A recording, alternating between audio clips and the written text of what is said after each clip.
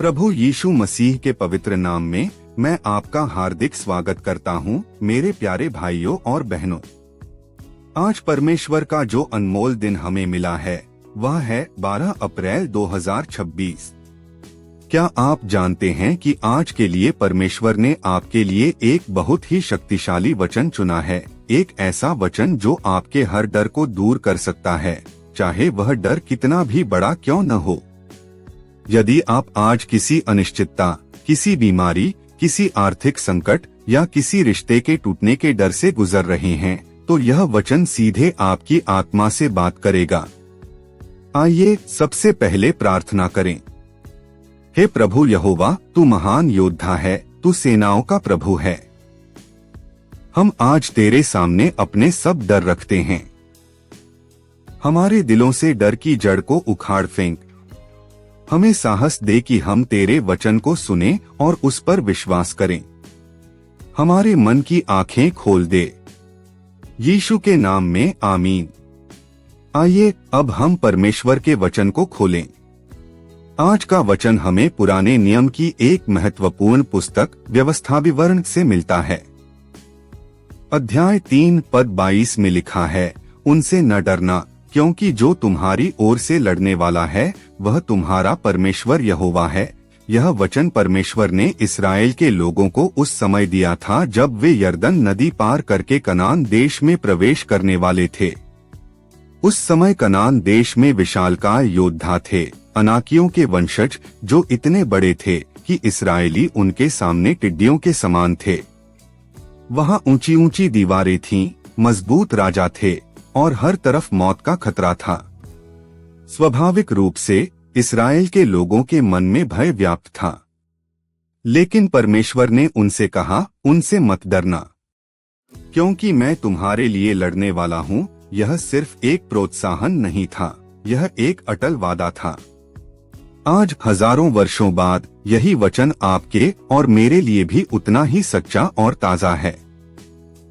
भाइयों और बहनों, डर एक ऐसी आत्मा है जो हमें पंगु बना देती है। बाइबल स्पष्ट कहती है, परमेश्वर ने हमें भय की आत्मा नहीं बल्कि सामर्थ, प्रेम और संयम की आत्मा दी है। 2 तीमुथियुस 1:7। डर हमारे फैसलों को रोकता है, हमारे विश्वास को दबाता है और हमें उन आशीषों से दूर रखता है जो परमेश्वर ने हमारे लिए रखी हैं। जब आप डरते हैं तो आप परमेश्वर की योजना से पीछे हट जाते हैं। लेकिन आज का वचन हमें एक अलग दृष्टिकोण देता है। यह हमारी आंखों को डर से हटाकर परमेश्वर की ओर लगा देता है। वह कहता है, मैं तुम्हारी ओर से लड़ने वाला हूँ। इसका मतलब यह नहीं कि आप बैठ जाएं और कुछ न करें। इसका मतलब है आप अकेले नहीं हैं। जब आप आगे बढ़ते हैं तो प्रभु की सेनाएं आपके साथ चलती हैं। जब आप किसी मुश्किल का सामना करते हैं तो स्वर्ग का सारा सामर्थ आपके पीछे खड़ा होता है। मान लीजिए आप आज किसी बीमारी का सामना कर रहे हैं, डॉक्टरों ने निराशाजनक रिपोर्ट दे दी है, या फिर आप कर्ज के बोझ तले दबे हुए हैं। शायद आपकी नौकरी चली गई है या आपके परिवार में कोई टूटन आ गई है। ये सब आपके कनानी राजा हैं। ये आपको डराना चाहते हैं, आपको पीछे हटाना चाहते हैं। लेकिन आज का वचन कहता है, उनसे मत डरना। क्यों? क्योंकि परमेश्वर स्वयं आपके लिए लड़ रहा है। बाइबल में निर्गमन 15:3 में लिखा है, यहोवा योद्धा है, यहोवा उसका नाम है। वह आपकी लड़ाई लड़ने के लिए किसी दूत या स्वर्गदूत को नहीं भेज रहा, वह स्वयं आ रहा है। आइए एक छोटी सी कहानी सुनते हैं। एक बार एक गरीब विधवा थी। उसके पास एक छोटा सा खेत था जो उसके पति से विरासत में मिला था। उसके पड़ोसी, जो बहुत ताकतवर और धनी थे, उसका खेत छीनना चाहते थे। उन्होंने उसे धमकी दी, झूठे मुकदमे दायर किए और उसे डराने की कोशिश की। वह विधवा बहुत डरी हुई थी। वह एक संत के पास गई और बोली, मैं अकेली हूँ, मेरा कोई नहीं है। मैं क्या करूँ? संत ने मुस्कुराकर कहा, बेटी तू अकेली नहीं है, तेरे लिए लड़ने वाला तेरा परमेश्वर है।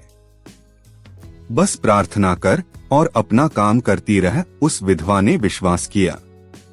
अगले ही दिन जब पड़ोसी अपने साथियों के साथ उसका खेत हथियाने आए तो अचानक एक भयंकर तूफान आ गया। ओले गिरने लगे, बिजली कड़कने लगी और नदी का पानी बढ़ गया।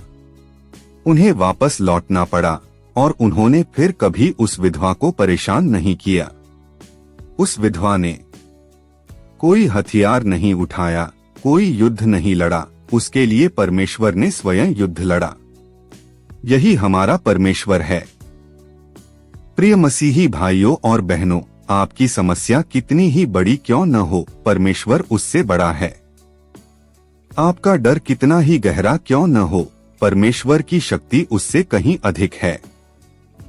बाइबल हमें और भी कई वचन देती है जो इसी सत्य को दोहराते हैं।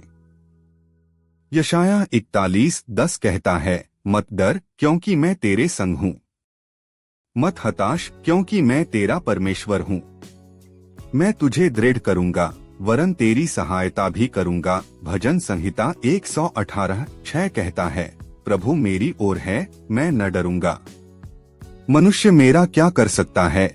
और रोमियो 8:31 में पौलुस पूछता है, यदि परमेश्वर हमारी ओर है तो हमारा विरोधी कौन हो सकता है?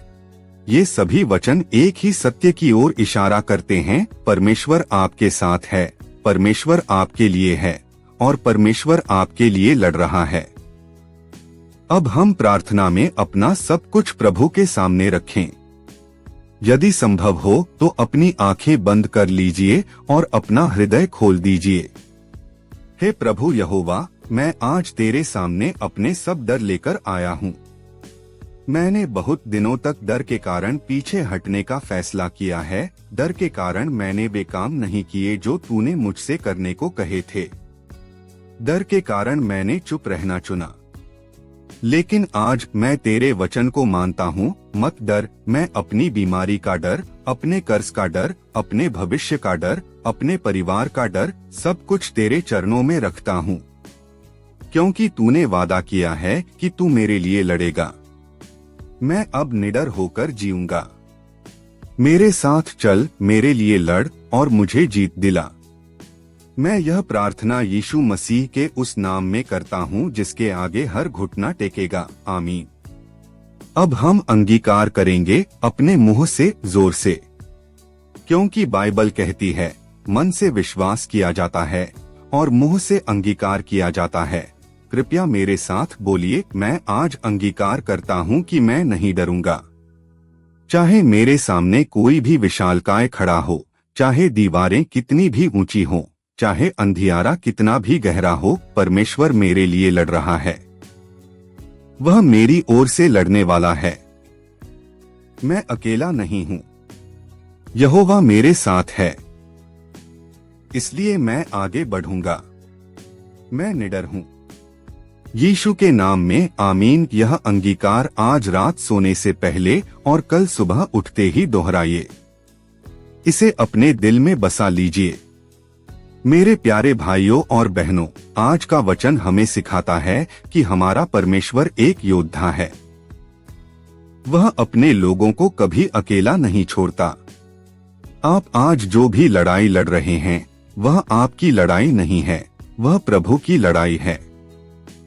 इसलिए अपना सिर ऊपर उठाइए, अपना विश्वास मजबूत कीजिए और डर को अपने दिल पर राज न करने दीजिए। अगर यह वचन आपके लिए आशीष रहा है तो कृपया इस वीडियो को लाइक कीजिए, इससे यह संदेश और लोगों तक पहुंचेगा। शेयर कीजिए किसी ऐसे मित्र या परिवारजन के साथ जो आज डर में हैं। और हमारे चैनल को सब्सक्राइब करना न भूलिए ताकि कल का वचन भी आप तक पहुंच सके। प्रभु आपको आशीष दे, प्रभु आपकी रक्षा करे, प्रभु अपना मुख आप पर चमकाए और आपको शांति दे। जय मसीह की। कल फिर मिलेंगे एक नए वचन के साथ। तब तक प्रभु में बने रहें।